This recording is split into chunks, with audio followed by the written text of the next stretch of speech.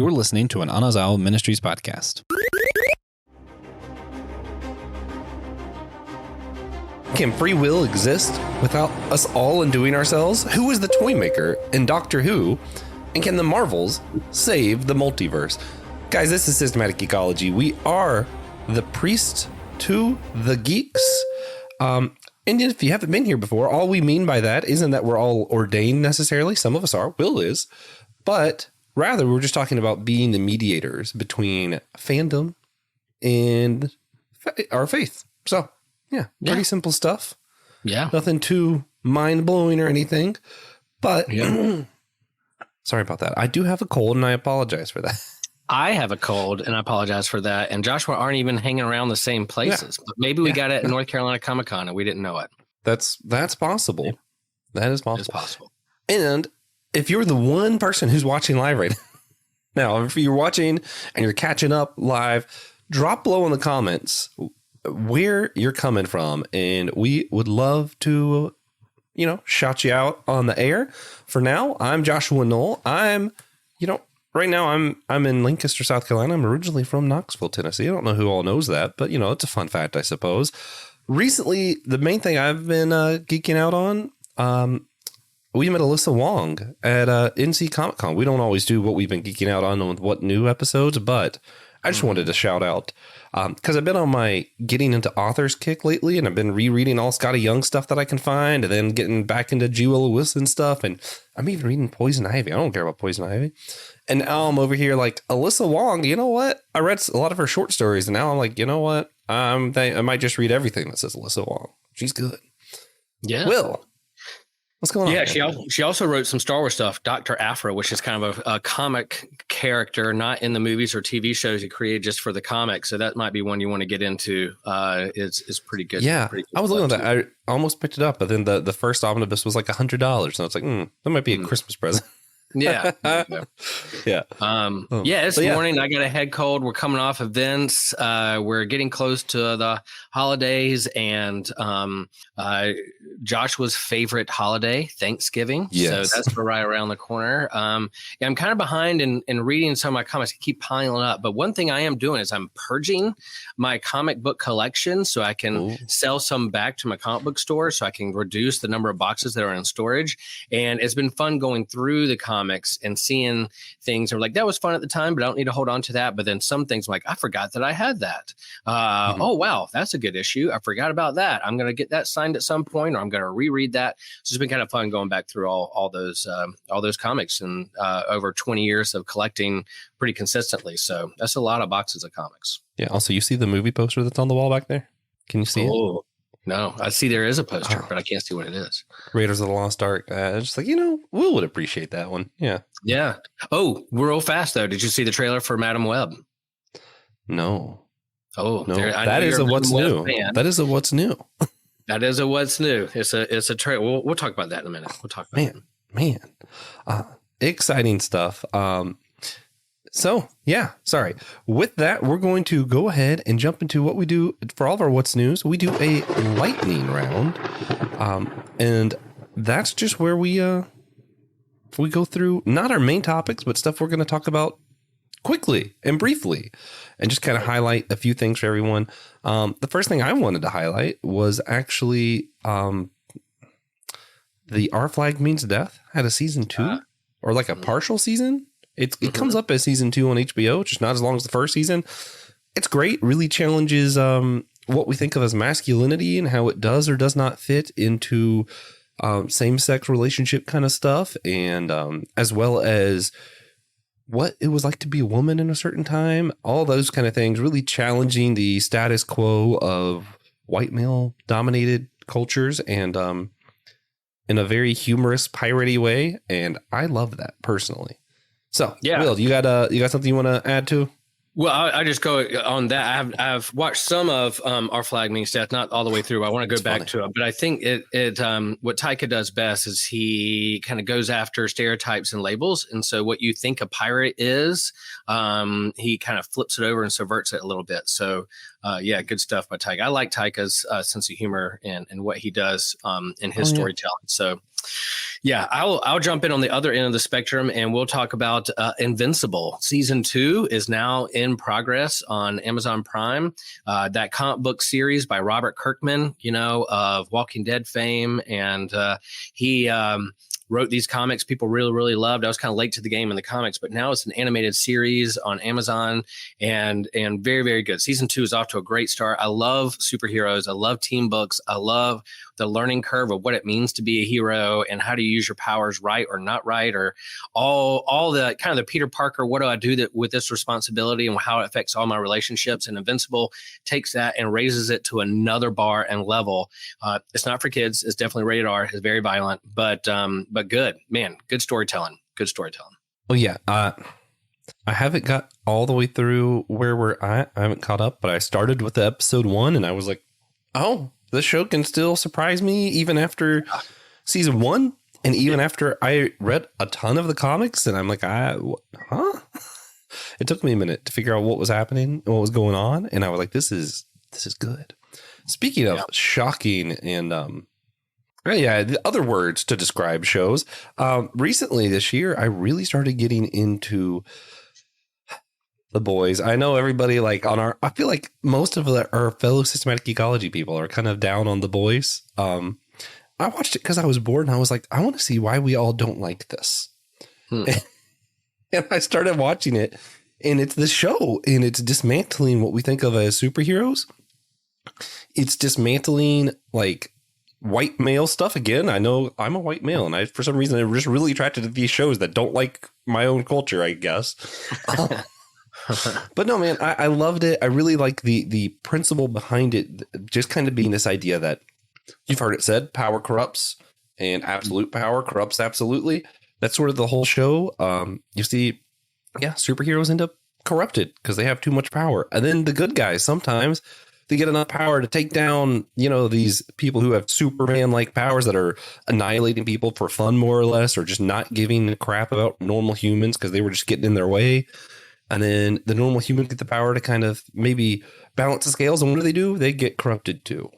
Yeah. And it's tragedy after tragedy. Sometimes you see some of the superheroes are able to be good, so they don't make it an absolute rule, but just kind of seeing it getting played with and just kind of realizing, where do I fall on this? And what is my desire for influence? As someone who does podcasts, I obviously do want to influence things. I want to show people that you can be a geek and a Christian too.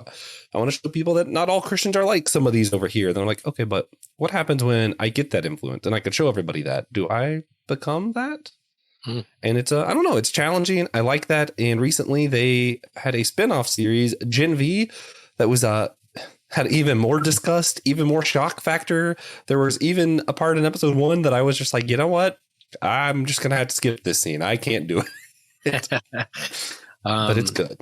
Yeah. I watched again halfway through The Boys, got this not disinterested, but just kind of too much stuff. There's a lot of content out there. Where I'm going to put my time and energy. It's very discouraging. I have not had a chance to go back, but I think that the comic, it was a comic book first, and they made the comic book into a TV show and lead into it, and it's supposed to be shocking. It's supposed to be like, wow, I can't believe this is what I'm seeing or reading. And if that's your reaction, then that's the proper reaction. I do think there's an element where you just level up so much, you start getting desensitized to these things, and you're just like, oh well, But if it's challenging what you think of heroes and power and those in power, then that's what it's trying to do in the first place. But I've heard our friend Daniel Sigmund talked about Gen V on an episode not that long ago, and Daniel.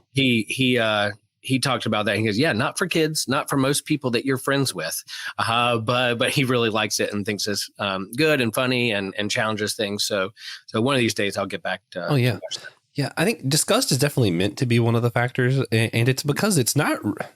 I don't think it's an examination of superheroes as much as it is political figures and just humanity. It's just a look at what it means to be human and how sometimes humans are just disgusting. And I will say, Christian's big thing is wanting there to be some hope in your show. Christian, don't watch The Boys. It's not a show for Christian.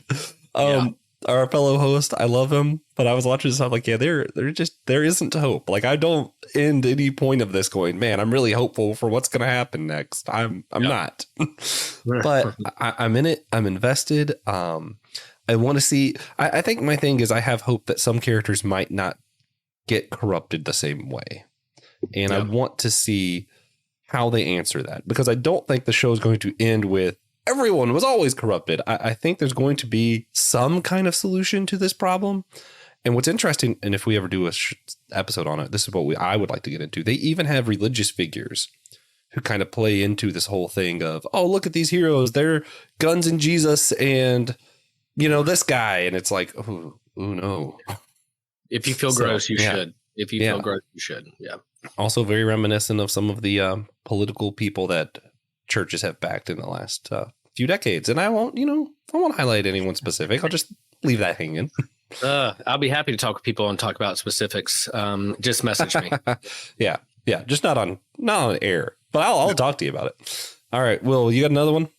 Yeah. I'll talk about in the comic realm, Robert Kirkman's, again, talk Robert Kirkman. Man, he's knocking out of the park with a new series. He's calling it the Energon universe, and he's the Hasbro toys of Transformers and G.I. Joe. He has that in Image Comics, and he's this shared universe between G.I. Joe, Transformers, and then this other book he's writing called Void Rivals, which ties them in together. It's kind of the Void Rivals is like a Romeo and Juliet slash sci-fi, two warring races. Why are they warring against each other? Why are they in conflict? Well, one's jewel is red on their forehead and the other one's on their head, the jewel is green. So it's like, oh man, of course you would fight because you look different than the other person. But within that universe, this battle going on, you have Transformers sharing the same universe and same with G.I. Joe. And so it does tie together nice. I haven't been this excited about comics in a while. I was a little older when Transformers and G.I. Joe, that wasn't my bandwidth and part of my toy and geekdom when I was a kid, because I was more like Star Wars and superheroes rather than those things. But man, getting back into this and looking at the old comics that they had with Marvel and now Image having these, I think is a lot of fun. So if you want to jump in on point and you're a Transformers fan, a G.I. Joe fan, then this is a good place to jump in. Robert Kirkman does a good job curating this shared universe there. So a lot of good stuff. Yeah. And I have one last one for our lightning rounds that you mentioned comics. I also want to highlight The Hunger in the Dusk. A friend of mine actually recommended the issue one to me. It's Pastor Will Rose. Great guy. But G. Willow Wilson writes this. It's a fantasy series. And it's funny. I'm getting the single issues. And I'm already like, I'm going to have to get this in trade back. I don't know why I keep picking up the single issues. It's almost like, you have those shows that sometimes you watch and it's just so irritating to wait for the week by week that you're like, I kind of just want to binge it at the end.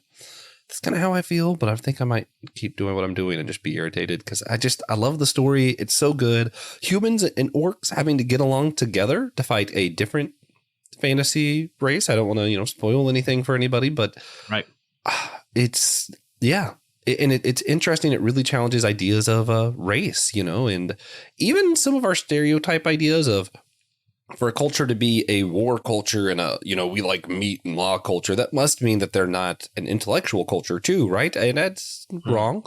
They can still have arts. They can still have all of those things. And turns out we can all be multifaceted. And a lot of times in our sci-fi and fantasies, we kind of paint this race is the smart race and this race is the war race. And here, G. Willow Wilson's going, yeah, I'm not going to do that. I'm going to do something wildly different and make you just kind of try and figure this whole thing out. And even for me personally, I don't know if this is a purpose, but so far I'm even like, are we sure that the bad guy race is just bad guy race? Because I'm kind of doubting it at this point.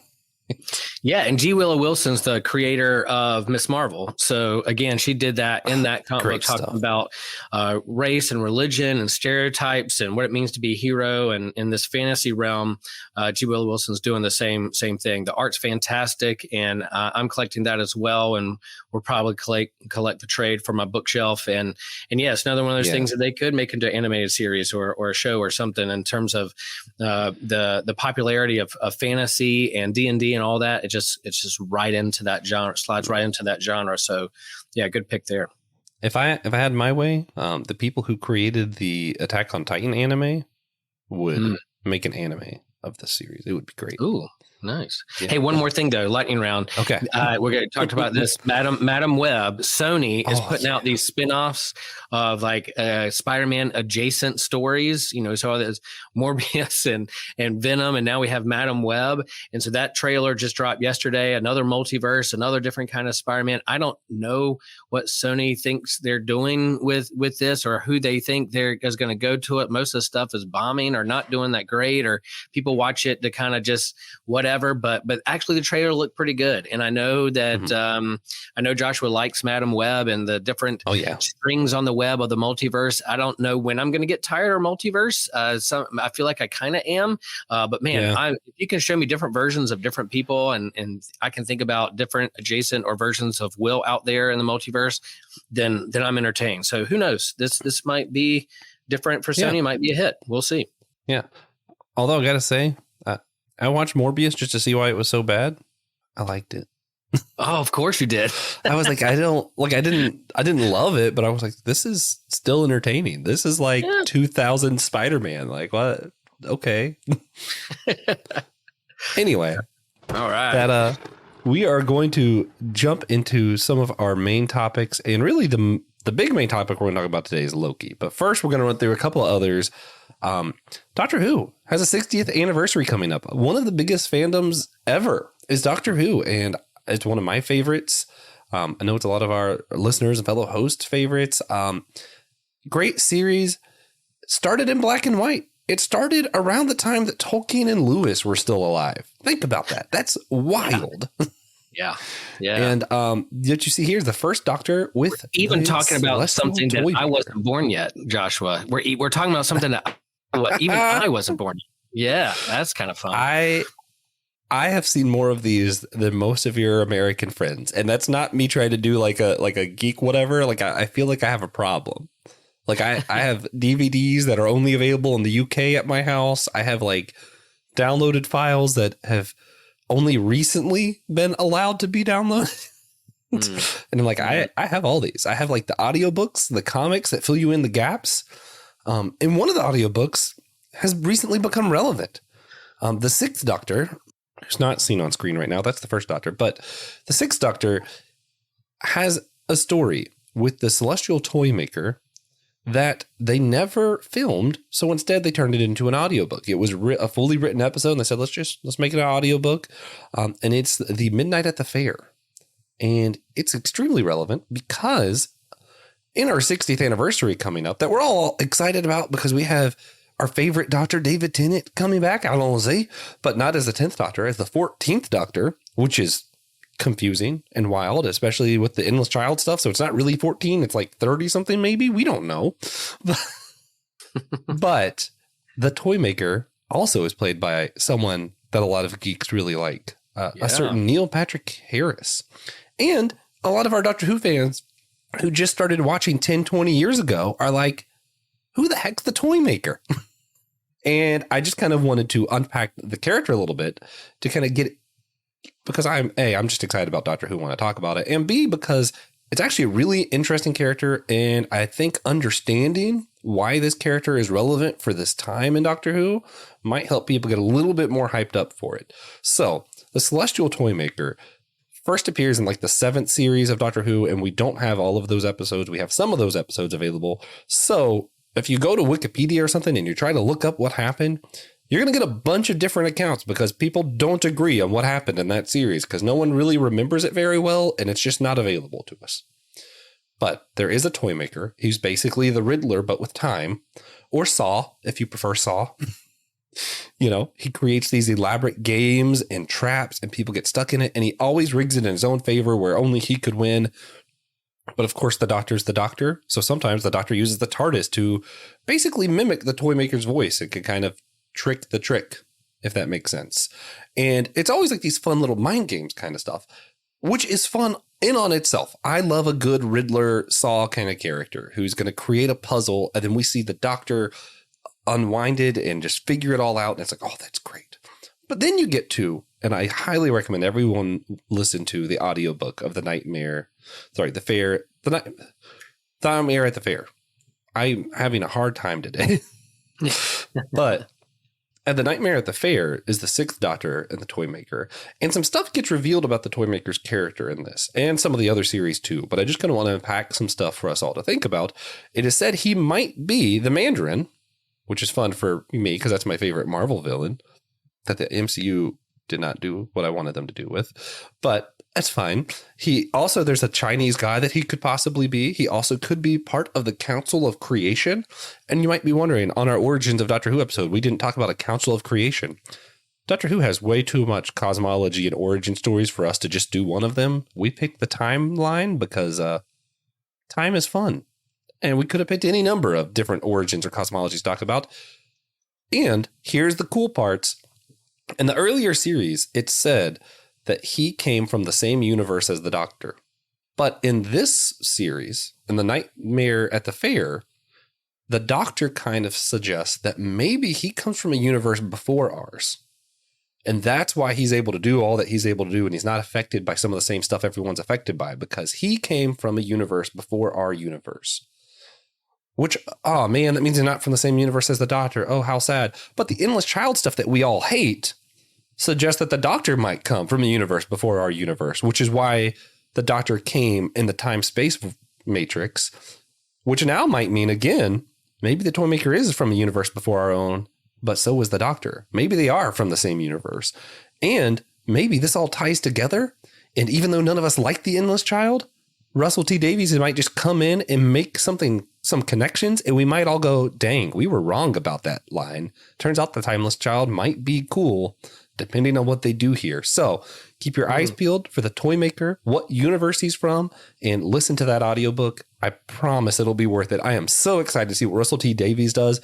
And, they don't bring in a big name like Neil Patrick Harris if it's just a throwaway character. Like, I think something big's going to happen, and I'm excited to see what it is. So is he just in the audiobook, the voice of the audiobook, not in like a TV show or a special or something like that? Is that something I'll bring on later? Like, what you're saying about the audiobook, Neil Patrick Harris is the voice. Oh, Neil Patrick Harris isn't in the audiobook. No. He's playing the character in the upcoming special. Gotcha. That hasn't come out yet. Yeah. Gotcha. The audiobook is from like the 80s, maybe 70s. I don't remember. What makes sense. Like I'm not big. I mean, I know some of Doctor Who. I watched it when I was a kid, but I'm not caught up with all the last 20 years of reboots and Doctors and things. But I know I definitely respect its fandom and its place in the geek verse and people loving it so much. I think that's really cool, but it makes sense that if you have a 60th anniversary that you're going to do a little recon or retell some story to launch into another 60 years. Cause man, it's not losing steam. It's been around for 60 years and it's going to keep going. Similar like Star Trek and others, like, man, there's good stuff out there, good backstory. And if something doesn't relate well or land well, or something you told 40, 50 years ago, then why not update it and evolve it and to the present day. So that makes sense. Yeah. And what I think is just from like the meta narrative aspect, what I think is interesting is the Endless Child. Part of why a lot of people had problems because there's literally a character that is time or something, a character that is this and this. And it's like, oh, my old rivalry with the Doctor. And he like talks about all this stuff. And then the Doctor has no idea who he is. We've never seen him on any of the shows in the last 60 years before. And everyone's like, how are you going to bring back an old, like someone who's claiming to be the Doctor's rival that we've never even seen before? So it kind of fell flat a little bit. And here we have one who actually is an old character that only those who've been watching from like early classic Doctor Who would remember this guy because he wasn't in the last 10 years. He wasn't in the 10 years before that. All of a sudden making a new appearance. Everyone's like, oh, what are they going to do with him? And if you've listened to this audiobook and stuff from like 30 years before, you're like, oh, I know what they might be doing here. And it's kind of the opposite of what happened before, where they brought in someone new and acted like it was an old character. Now we have someone who actually is an old classic villain who feels like a wholly new thing. And I'm excited to see what they do.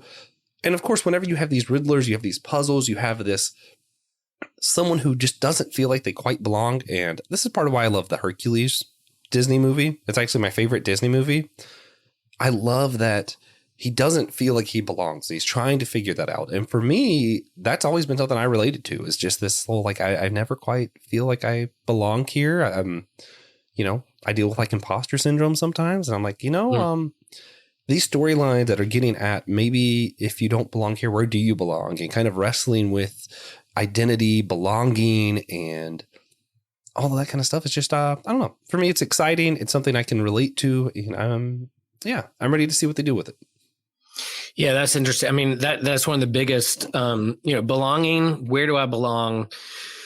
Is a big part of the human condition and the human story. And so us writing stories, wrestling with that to help us wrestle, whether it's fiction, nonfiction, or sharing our own story is a big part of the human journey. And so, yeah, why wouldn't something that's been around a long time wrestle with those things? And I think in geekdom, in fandom, Comic-Cons, all those things, people are trying to find where they belong. And, you want to stand out, you want to be different, but you also want a community to be a part of. So I'm glad we can be in this space to share that, but then also lift up ways that we can ask similar questions and where we feel drawn to the divine and spirituality. So I'm proud of that.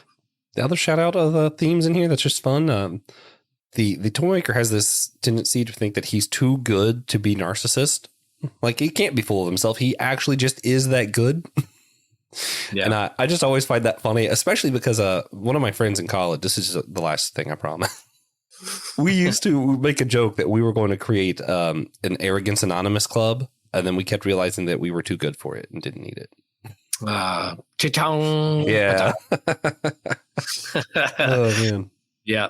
It's like bragging about how humble you are. That's cool. Yeah. Yeah. I am the humblest, which also great song from, was that Lonely Island that did that? Yeah. I don't know, but it was fun. That was funny. All right. You want to jump in? I haven't got to see it yet, but and talk some about the Marvels? Yeah. So you don't mind spoilers, huh? No, not at all. That is the point of this show. Okay. Well, for those who haven't seen the Marvels and you care about spoilers, skip over this or pause, go see the movie and come back to it. This movie, I went and saw it with my family. My girls came home from college, and for the last decade or so, we've all seen MCU movies together, and it was very nostalgic for us to go and go as a family to go see this movie. And we went in with managed expectations and went in with the posture that we're going to have fun. And we did. We had fun. I think the headlines are that this movie's bombing, that superhero movies are stale, that you go woke, you go broke. All those kind of message boards are happening. But I think this movie is suffering a little bit from review bombing, from toxic fandom, mainly males who feel threatened by three strong female leads in a movie. That's a part of it. But I also think there's a writer's strike that kept them from promoting the movie and talking about it and going out there in the public.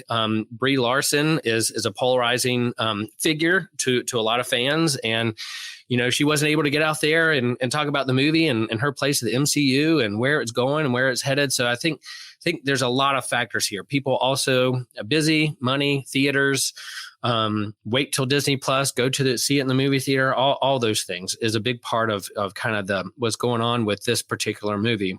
And then also some of the expectations and people had for Phase 4 of the MCU. But I'll go out and say that my hot take is that I had a lot of fun with this movie. I think it was fantastically done. I think the characters are charming. Miss Marvel, I loved that Disney Plus TV show and could not wait to see her next story and what was going to happen next. And in this movie, she meets her idol. She meets her hero, Captain Marvel. She meets the person that she's been writing fan fiction about and dreaming about being a part of the Avengers one day.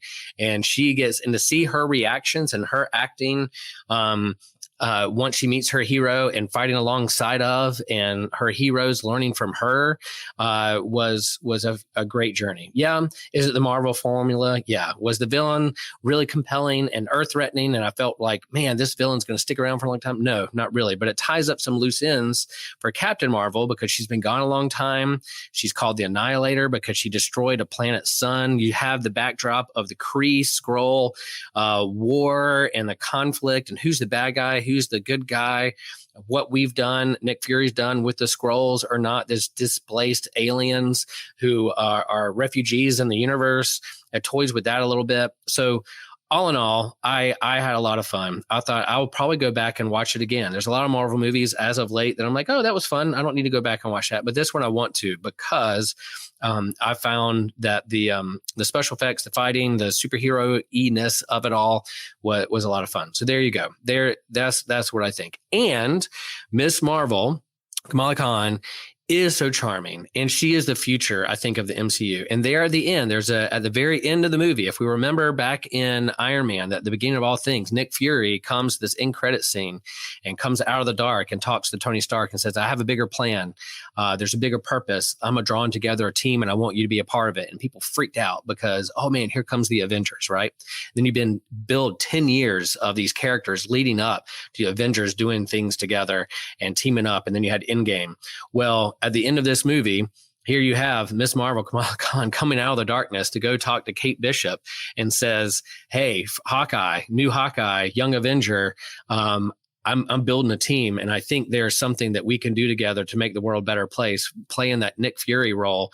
And Kate Bishop's like, but I'm 23. I'm not necessarily young. And he was like, well, I don't care. We're going to do this. And so this whole build up to a new Avengers team, a young Avengers team, really excites me, and that connective tissue that I can't wait to see what the next phase is. And then there's a mid-credit end scene where it's no secret that my first love in comics is the X-Men, and I still love the X-Men. I love the mutants. I love what they're doing. Sometimes they write those stories really, really well, and I can't wait. Sometimes it gets a little stale, and I have to wait for them to reboot it, to do something new. Well, we're finally getting the X-Men into the MCU universe with this mid-credit scene of the Beast and Monica Rambeau being ripped through a time portal to a different dimension and universe, and the X-Men are in that universe. Is it the X-Men of the original X-Men movies, or is it the X-Men of the 90s X-Men cartoons? We don't know yet. We do know that Disney Plus is going to do a kind of a reboot of the X-Men animated series called X-Men 97. And so is it that universe? Is it not? I don't know. But hey, Monica Rambeau is now in a different universe where the X-Men dwell. And so the next MCU adjacent movie is Deadpool 3. And there's going to be some X-Men in that. Is this going to play in and tie into other areas of pulling in Secret Wars or multiverse or X-Men and the Avengers coming together? Are we going to get a young Avengers versus the X-Men or teaming up? I don't know. But those possibilities really get me excited in a universe that may be stale for others, or that they're just tired of the Marvel formula. I'm excited about potential of what could happen next. Still maintain the Marvel formula doesn't exist. But there you go. Well, I think that formula of you bring heroes together, there's a threat, you conquer the threat, and then you lead on to the next thing. I think, I mean, that's kind of most movies. That story arc, the comic books still have that formula of how you tell the hero's journey or a superhero story. And I think, whether that's getting stale for folks out there in the popular culture, I don't know. Yeah, Man, I'm going to sound like a young person. This is weird. I guess it's not that I don't think the formula exists. It's that I think that every time I ask someone what the formula is, it's something that movies have done for a very long time, way before the MCU. It's when the bad guy is the same as the good guy, but only bad. And you have big name actors and you bring in a high level composer to make it all come. And I'm like, so Indiana Jones is the MCU formula. Star Wars. That's weird. No, and it's like, that just doesn't. Casablanca. Yeah. I'm like, for me, what I think that the problem is it's all too samey. Like, it just has the same vibe. I use the word vibe, but I feel like that's it. Like, it's like the bright colors, the high, like, fun music. And I feel like people are just ready for a little bit of mix up. It's where I think Deadpool and Blade might really shake things up and make the MCU a little more mainstream, even though those are both going to be like R-rated films. I could see it doing something there. And I read a review that talked about this movie being like a wedding, that in weddings or marriages, when you're doing a ceremony, you have something old, something new, something borrowed. And this movie had something old, Captain Marvel. You have something new, Miss Marvel, something borrowed. You have Monica Rambeau brought in from WandaVision. And so these coming together, these three leads are drawing in a lot of different things. And I think Miss Marvel, Kamala Khan brings a breath of fresh air into the room for potential of the future. And everyone I've talked to, whether you like Captain Marvel or Brie Larson or what her place in the MCU, too powerful or not, or it comes off as flat or whatever, I think everyone has said Miss Marvel steals the show, and she is fantastic. And building off of her at the end of the movie to say that we're going to build some things off of her and a new team around her, I think is really smart. And I'm really excited about. Oh yeah. Yeah. That was some of the stuff I wanted to ask you about. Even I haven't seen it yet again.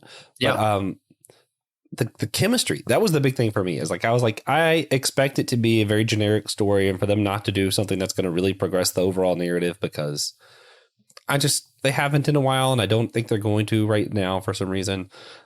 But the thing I was most interested in wasn't really the plot or anything to this movie. It was, how are these characters going to play off each other? Because, Miss Marvel's like one of my favorites, maybe my favorite hero, and in the comics. And yeah, they changed it a lot in the show. And now they retcon some in the comics and I don't love all of it.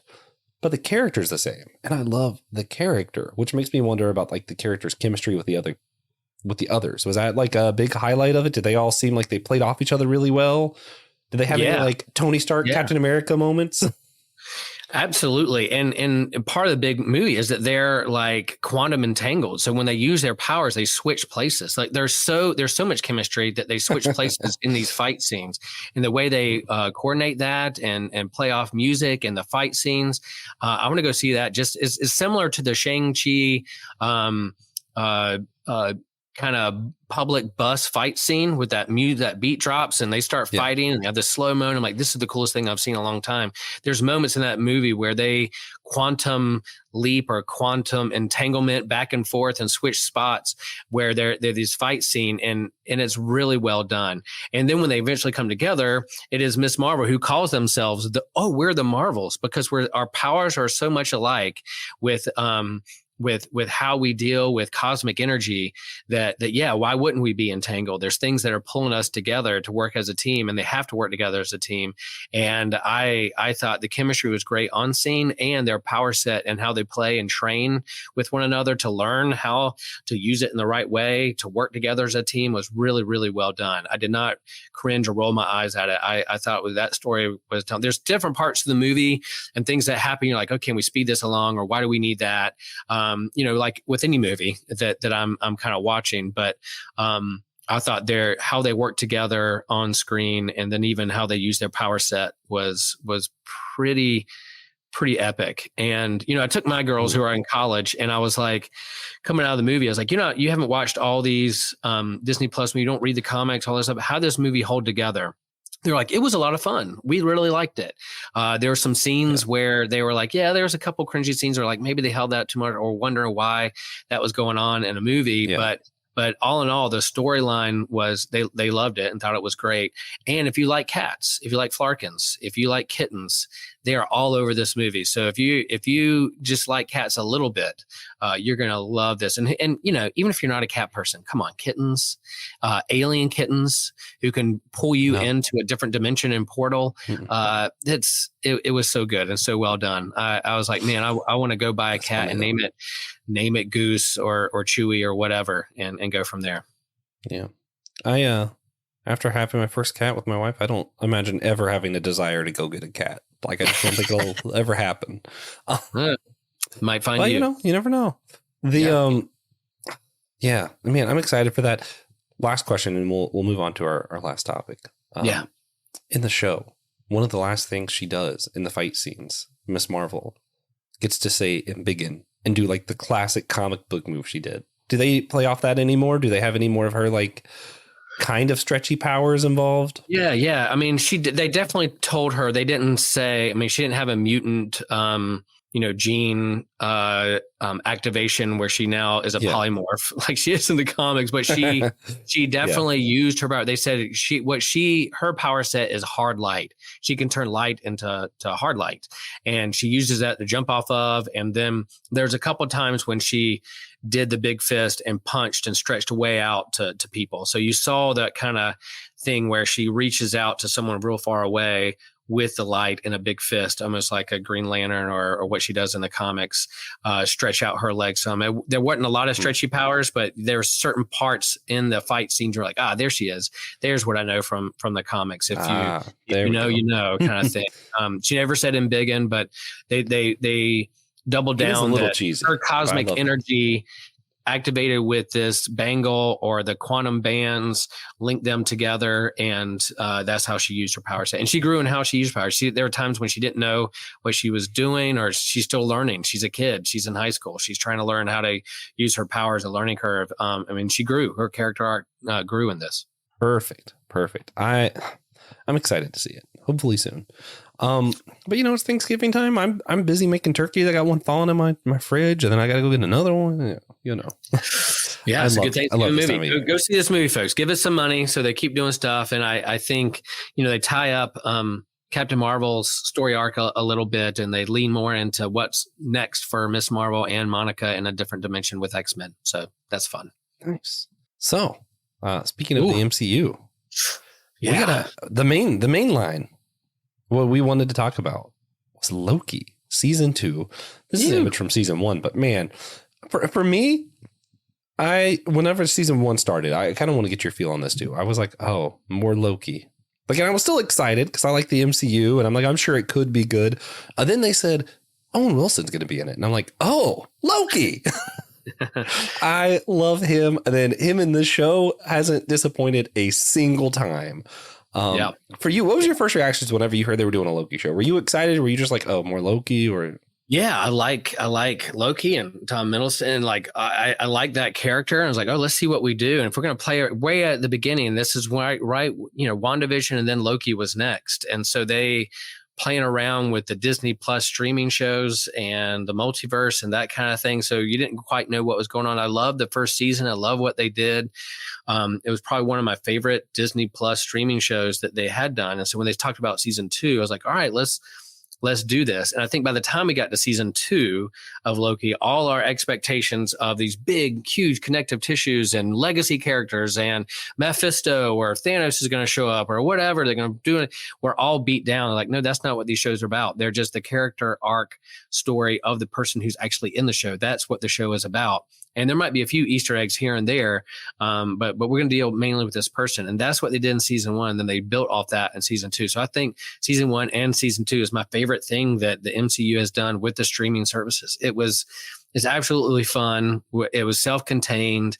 Yeah, it has ramifications for the greater MCU and what's going on in the multiverse and time branches and all that stuff. But the TVA, the people who work at the TVA behind the scene and the characters within that who come together, man, they pulled it off. It was so good, and I loved it. It's my favorite thing that they've done, streaming verse. Yeah.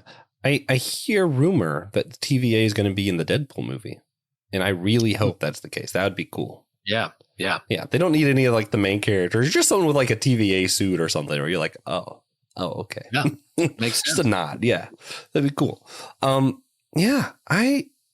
think it's my favorite of the MCU shows, but I do really like it. It does have some of my favorite characters, Owen Wilson. And then, I never remember the guy's name. I just say shortstop.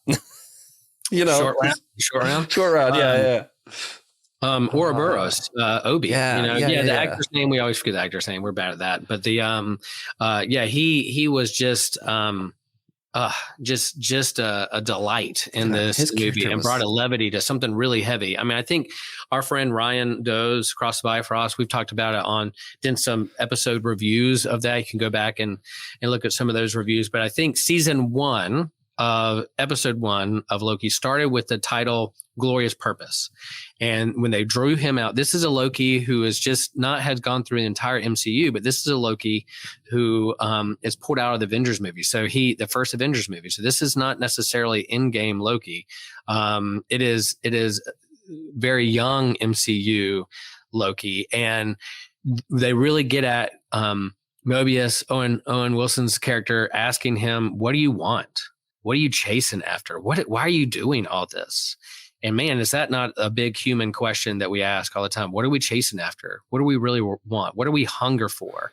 What are we really longing for in this universe? And that first episode is called Glorious Purpose. Now, the last episode in season 2 is called Glorious Purpose because he finds his glorious purpose, and it comes through self-sacrifice and friendship. And it's not about the why, it's about the who's in your life, and who do you value. And so that whole story arc of him finally discovering his glorious purpose, and that giving him a little bit of satisfaction and like the tear in his eye and the soft smile at the end of this series. Man, that story arc is unreal. It's fantastic. Yeah. It was a masterclass in existential longing for humans and what they want in this universe. Which is funny because he's not a human. Yeah, I think one of my favorite lines in the season 2 was when she said, "You're playing God," and he goes, "We are gods." I was like, oh yeah, it's like we all forgot that bit along the way. I feel like because he just feels like. It feels like its own thing almost, like it's an entire own entity separate from MCU or anything else. It's like just its own show. But it does tie in a few different places. I really enjoy the arc overall.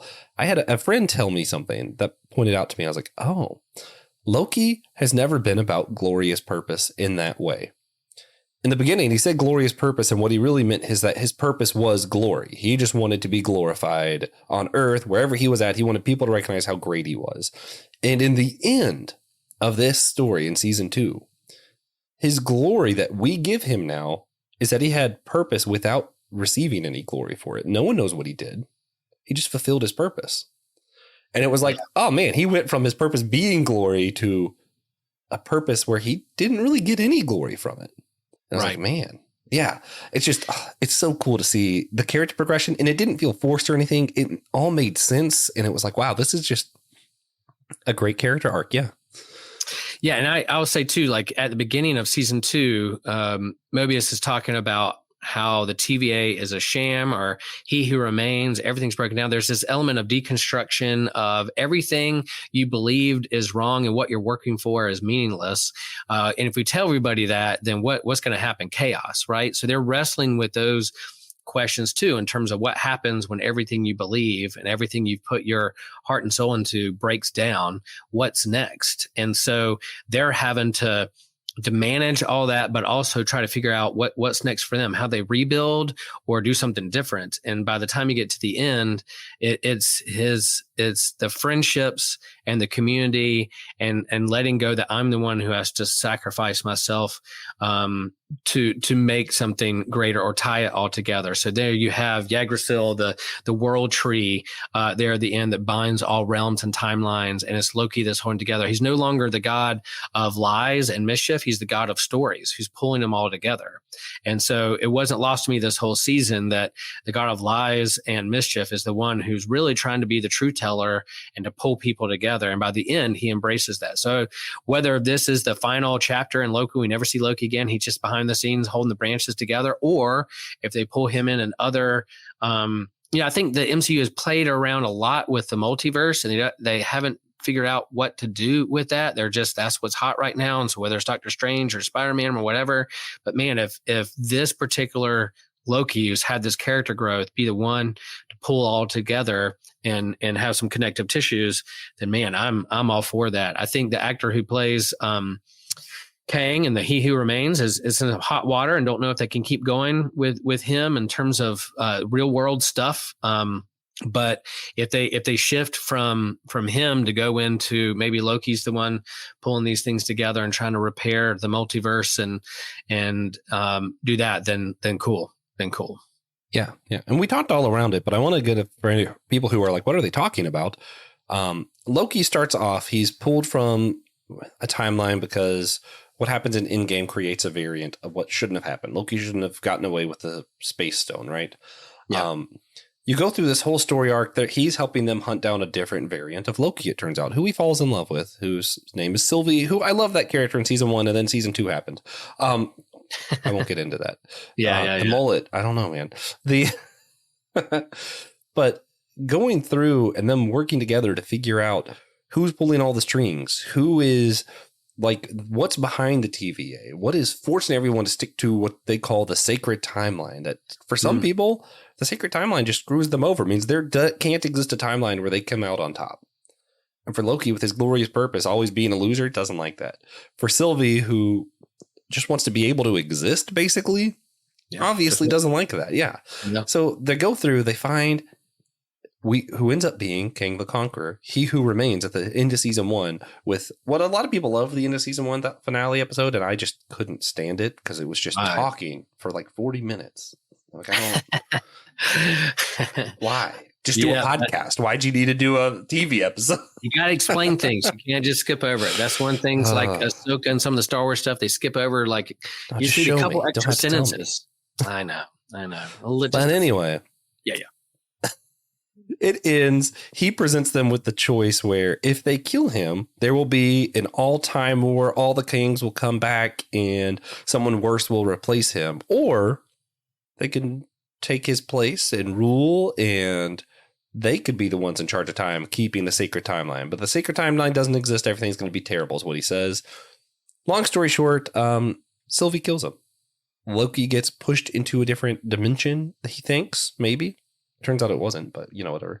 And then season 2 starts. And what we see throughout this season is these other timelines are starting to just wither away, to die away. All of time is kind of broken. Spaghetti pie. If you like pasta and you like spaghetti, this is your show. You're going to get hungry at the end. And man, that's what I loved about the end of season 2 is Loki finally is able to control. Like, he's been glitching through time, and they call it time slipping, where he just ends up in different times randomly in the middle of a sentence or something. And it turns out it wasn't so random. He was able to control it. And eventually he goes back to that end of season 1, and he's confronting Kang, and he's like trying to figure out how to stop everything that's happening. And Kang already knew all this was going to happen. He planned on this happening.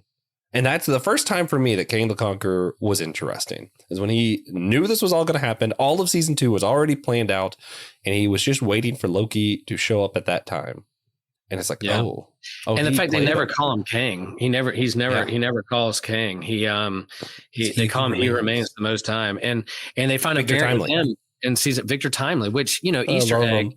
Marvel was called Timely Comics before it was called Marvel Comics. So there's your Easter egg of Timely Comics, Victor Timely. Yeah, that's pretty great. Yeah. Oh yeah. As far as just the basic storyline, do you have anything else you wanted to add in there, or anything that I left out?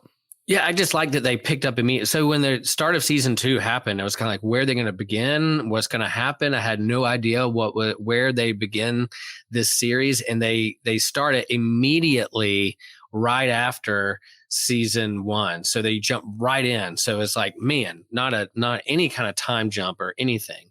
And then you build through and you meet new characters along the way, and you get to love the people in the TVA. And when you see people spaghettified, you're like, man, I don't want to see them not exist.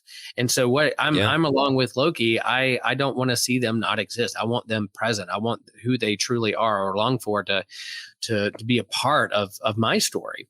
And then when you get to the final episode, he goes through almost like a Groundhog Day kind of experience where he's experiencing this all the time and trying different ways, kind of similar to, Bill Murray learning to play the piano or ice sculpt. He's learning as he goes along, but eventually after centuries, he finally learns his lesson that he's the one, he's the God, he's the one who it doesn't affect. He's the one who has to do this.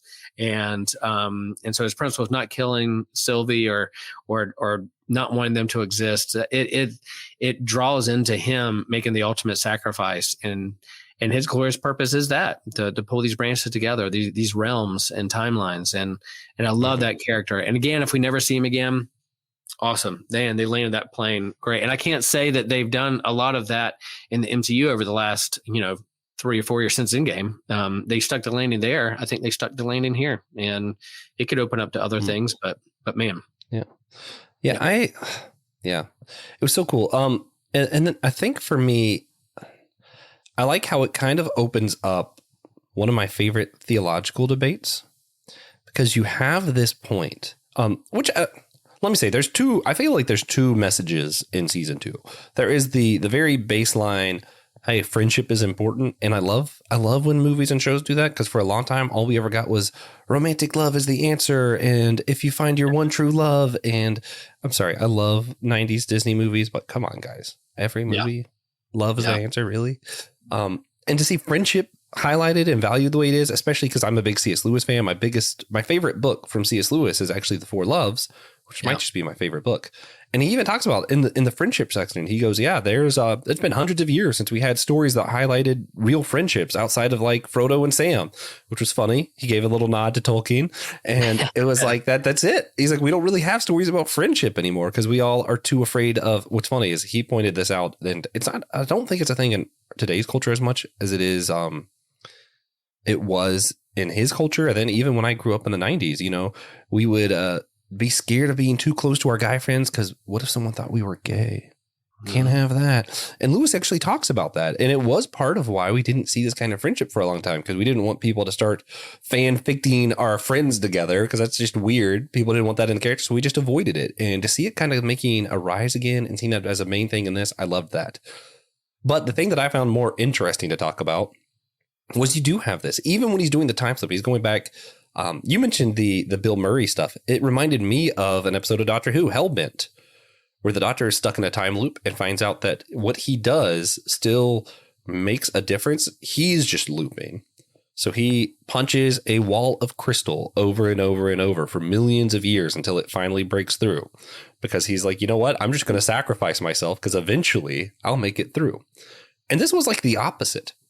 And I think the reason it works for Doctor Who is the Doctor always finds a third way. And for that one time, instead of finding a third way, he just persisted. That was a big statement. And in this show, Loki always persists and always fails. He never finds the third way. So I think for him, it was interesting to see him try to persist. Literally go, how long do I need to learn physics the way that you know it? Centuries. Okay. So he just does a time loop for centuries and just learns physics. One of my favorite parts of the show. That was so funny. Yeah. Centuries later. That was pretty fun. That was a pretty good joke. And eventually Loki realizes he can't just persist. This time Loki had to find the third way. And it was fun because they present it almost like a theological debate. He time shifts and he goes over to Sylvie and he goes, what do you think I should do? And she's like, even if we all die, free will, like dogmatic free will. Everyone should be able to get a choice. That's it. Just drew a hard line there. And he goes to King, and King goes, everything will disappear without the loom and all this stuff that I created. If we don't have the sacred timeline, they're all just going to spaghettify. And in order to keep things from dying, we have to have predestination. We have to have the sacred timeline. And Loki is presented with the great theological debate of the last few centuries that all Christians have been talking about, or Christian scholars, of does God want free will or does God want predestination? And then Loki kind of comes up with a third way. Will, what do you think as far as like how this part of that's framed, and as a pastor, like how do you wrestle with these kind of questions? Yeah, I think so. What do you think that third way is? What was Loki's third way? Naming that. I think that Loki kind of realized we can have freedom. It just takes sacrifice. And I think for him, rather than there having to be some predestination, some sovereignty thing of sacred timeline, whatever, Loki saw that we could have something, hold it together. And that's what I kind of maintain. It's a weird third way of, I think we're able to have free will because of the fixed point in time where Jesus came and made that sacrifice so that we do have free will. I think without that, we're all either going to obey the law or not. And that's the end. So the third way is kind of a both and. So the third way is kind of a both and tension between the two. I think that's where I am. I'm definitely what I don't think humans and their spiritual life is that we're all puppets on strings being controlled, because then what's the point? But I do think there's a sense of sovereignty behind it all as well. I think, you've had conversation with Tom Ord about what God can or can't do, and the freedom behind that and what we choose or don't choose. But I think there's also, as a good Lutheran, I think, there's the tension of a both and of, I'm free. And yet yet I guess that verse, work out your salvation with fear and trembling, but it's also God who is at work in you. So that verse I really hold on to, that there is a both and of God at work in my life, luring me, shaping me. I'm entangled with all kinds of relationships and relationships and creation that I'm entrusted with. And yet I have the choice and the free will to build that up or to be good steward with it or tear it down. And so I think they go hand in hand. And so I like that there at the end, Loki literally grabs two branches and pull them together with his will, with the self-sacrifice. And I think you could say the same with, I don't think we're predestined, that my story's already written, so why would I even try? But I do think there is something, a greater purpose around me and a grand story that I'm a part of. So all that goes hand in hand. I guess it's a cop out, the mystery of the both and, but I do think they go in play. And I think that's a part of the scriptures are trying to wrestle with that. And we're trying to wrestle with that as a human. So if it wasn't a both and, if it was one, either or the other, then maybe we would have figured that out by now. So, yeah, I think what the story here is getting at, that's not even work. I think there is room for the idea. That's how I'm going to word it. That Jesus' sacrifice enables him to kind of hold our timelines, like Loki's holding all the timelines, and Jesus is holding on to Will, who made the choice to go be a professional surfer, but also Will, who made the choice to be a pastor. And Jesus has all your timelines in his hand, guiding them, holding them, loving you for all of the different yous that you could be or could have been. I like that. But, personally, this is where I'm going to differ from this entire show and everybody else, or I just don't think time really exists. So you could always go to our Doctor Who episode that just came out Tuesday for more on that. I think everything has temporal parts. And that's why when you see different studies done that time's affected different by gravity, I think it's because, we just have temporal parts. Time's just a construct of our mind. It's not real. Yeah. So I do like the common ground of, like, in Norse mythology, you have this world tree holding the realms together, right? And here at the end of this show, you have a tree, Yggdrasil, I always mispronounce that, holding the realms and the timeline together. And I don't think it's by accident that in scriptures we have the trees at the beginning of the story in Genesis, and then we have a tree at the end in Revelation. And then along the way, you have this tree of the cross that pulls those two together. And so this idea of a tree, of its roots and then growing and then branches bearing fruit, is an image that humans use to think through our purpose in this world and what binds us together. And then trees are pretty important for our atmosphere, who we are, our symbiotic relationship with trees and nature. I think the Vikings and Norse mythology were onto something there. I think even within what we've learned in quantum physics and the quantum spaces and the micro understanding of physics, there's realms, entanglement, and branches, and I think there's truth behind that. And so I think we can also think of our lives on these timelines. And it's fun to think about who would Will be if my parents didn't move from the mountains in Asheville to the beach when I was, before I was born. I would have grown up in the mountains. There's an alternate version of Will out there, but these choices that they've made affects who I am and affect all who we are. And I see that Christian put in a comment. Is there a timeline where Joshua righteously respects Thomas Aquinas? Oh, no. Yeah. Time isn't real, so important. No. He's an important part. Aquinas is good. Is there an alternate universe where you mispronounce his name and say Aquinas when it's really Aquinas a lot? I think that he's important because we have to learn bad theology to learn good theology. Man, but we're offending all of our Catholic listeners. Sorry, guys. Catholic listener out there. No, but when I'm my temporal parts thing, I wanted to go back to that. Just like I relate to everything in the three dimensions that you see my body in, I think the same thing's true with my temporal parts. Like, I just think, I have a beginning and end, and I have a temporal parts of me. There's not like a timeline. It's just another dimension of my existence. And I think that just as my three-dimensional can interact with other three-dimensional objects here, so does my temporal parts react with other temporal parts. I think the event of Christ dying was the one thing that interacts with all of our temporal parts. And it's where I am kind of a soft universalist, where I think, eventually we're all going to end up in God's hand, because that's why he did that, to kind of change the ending of our story, the end of our temporal parts, however you want to word it. I think that was an important event. And I think that in the same way of Loki being the tree holding your timelines together, I can see Jesus interacting with who I am in a real dimension that is time. Yeah. And I think, when we had like a Newtonian understanding of physics before we understand kind of quantum physics, there was this understanding where the miracles that Jesus performed and the resurrection seemed just like irrational. There's no way that could happen. But now there's so much strange things going on in how we understand physics and time and relativity that maybe the resurrection doesn't seem as strange of this particular entity that we claim to be human and God at the same time, this entanglement. There's your drinking game. Every time I say entanglement, take a drink. There's my drinking game, not Darkwing Duck, but a lot in sermons and in conversations. But maybe Jesus' death, his incarnation, is that singularity that binds the universe and humans and God into one, and a unification there. And I think some of our spirituality can talk about that union with Christ, the cosmic Christ. All those things go hand in hand.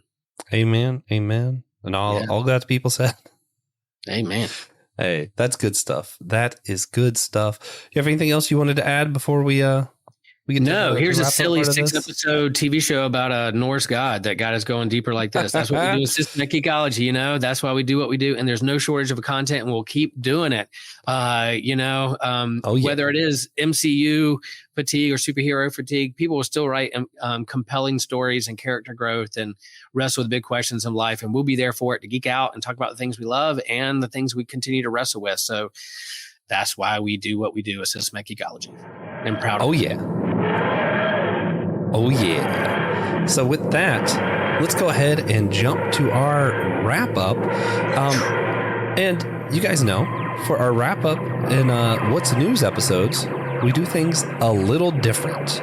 We don't just do a recommendation. We say of all of the things we highlighted, lightning round or not, if you got to pick one thing, if for some reason someone listening hasn't seen or heard any of this, what's the one recommendation you're going to tell them? You got to check this one out of everything we talked about. Oh, I'm with Loki. Start with season 1, go all the way through season 2. They're relatively short seasons. They're contained. There's some MCU stuff that you're probably like, but man, just watch the characters and their interaction with one another. And that's enough on its own. I think it holds up standing up. You don't have to understand the entire MCU or the multiverse to enjoy the ride and see what the character growth of Loki from season 1 to season 2. Yeah, that's true. It might be a little confusing, like that first episode, but I think you can pick it up and run with it. Yep. If I had to pick one of everything we talked about, the Nightmare Fair, that audiobook, getting ready for the Doctor Who 60th anniversary coming up, I highly recommend it. It's like 4.5 hours if you listen at 1 time speed. If you listen to me at like 3 times speed, it's like an hour. It's not that bad. And it's a fantastic story. It's a lot of fun. Very much kind of a spookier, more eerie version of Riddler running like Joker's fair, but instead of Batman, you have the Doctor, and it's like, oh, it's good. It's good. Good you get like celestic sci-fi spin to it. No, it's good stuff. I love it. So check that out. Check out Loki. Honestly, check out all these. I don't think we talked about anything that we didn't like today. So Miss Marvel, man, watch that series. The Hunger in the Dusk. Yeah, man, they're all good stuff. We have so much to be thankful for. Story arc with Miss Marvel. Grab that trade and read it. You're gonna have fun. Yeah, and we just have so much to be thankful for in fandoms today. There's so much going on, and it is Thanksgiving season, so be thankful for these things. Check them out and just enjoy. We can be geeks without being jerks. We can be Christians and people who love our fandoms and show up for Thanksgiving dinner. And we can do it all in peace and harmony and in love. And I'm thankful for you, Joshua. I think the title on this YouTube video is like should put everything wrong with the MCU. We break it apart, and then we don't talk about that at all. Man, to kumbaya and how we like things. Yeah. They're waiting an entire hour to see us doing why everything's wrong with the MCU, and they never see it. Yeah. No. We hopefully we can just be a positive voice out in all of the some of the negativity. At least some, not all. There's a lot of other positive voices out there. Listen to positive voices. That's my recommendation. Listen to more positive voices. And with that, remember, go check out our Discord to kind of join in our discussions, geek out with all the other stuff that we're geeking out with. It'll keep it live and fresh and new. It's always a good time over there.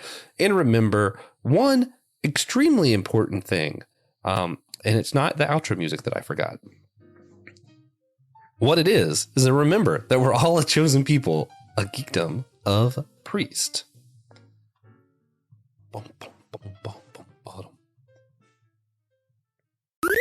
This was an Anazao Ministries podcast. If you enjoyed this show and would like to learn more about our network, be sure to check out the Anazao Ministries podcast network.